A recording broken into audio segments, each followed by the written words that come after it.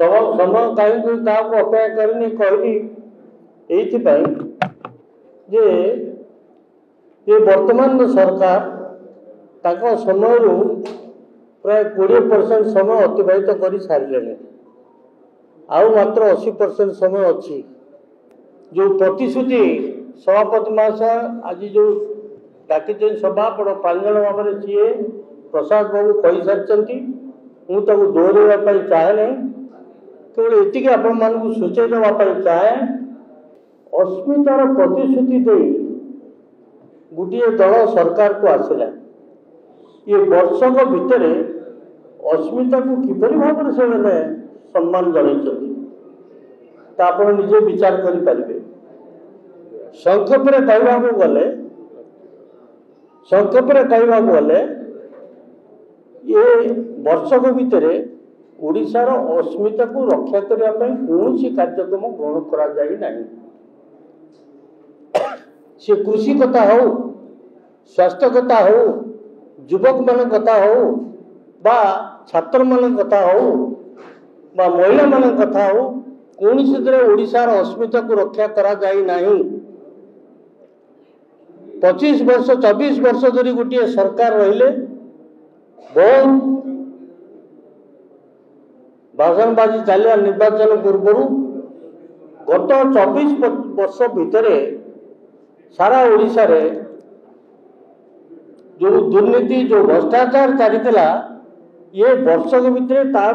किसी पदक्षेप कि ये पदक्षेप नवा कारण कौन से विषय प्रकाश बाबू उल्लेख करिसेंती। तेणु वर्तमान आमको बुझा पड़ो जे बीजेडी बीजेपी भितर से संधि रही किसी प्रवेश नहीं। एवं मुख्य कथा हूँ सभापति महाशय कहते केतोटी विषय केवल उल्लेख करने मुझे से विषय उल्लेख कर सब विषय उल्लेख करूना। आपण बुद्धिजीवी लोक गोटे वर्ष भितर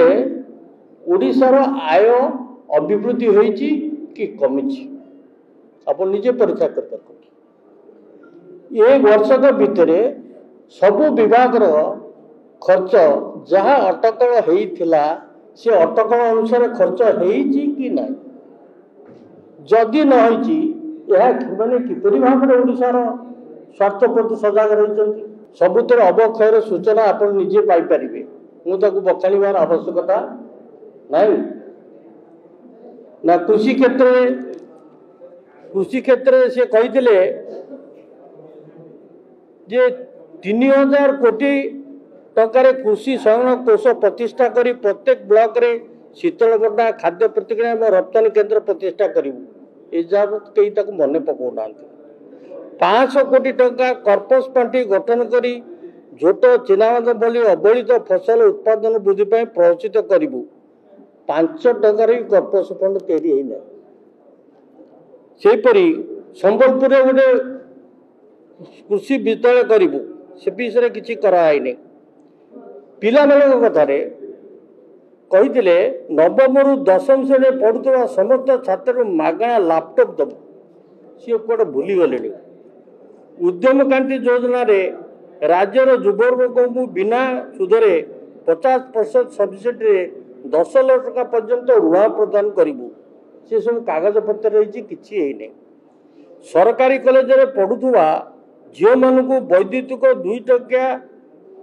2 चकिया जान रे सब्सिडी दिज्व मिछ प्रतिश्रुति हिसाब से प्रमाणित है। अंगनवाड़ी कर्मी मासिक दरमा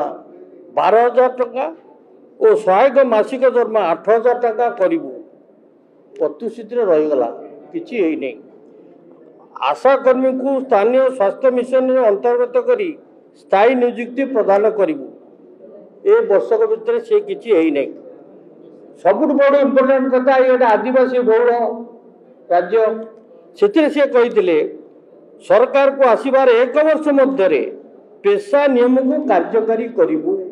पेशा नियम कार्यकारी है कि आउ गोटे बड़ समस्या जे वार्षिक 8 लाख टंकार कम रोजगार करुवा प्रति नागरिक को आयुष्मान भारत प्रधानमंत्री जन आरोग्य योजना सामिल करूँ कौन होती आपण मैंने निजे बुझंतु तेणु जो 22-23टा प्रतिश्रुति देते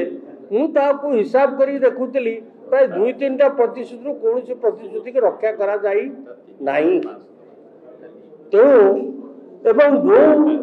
3100 टंका चाषी मान को दबा कथा कहगला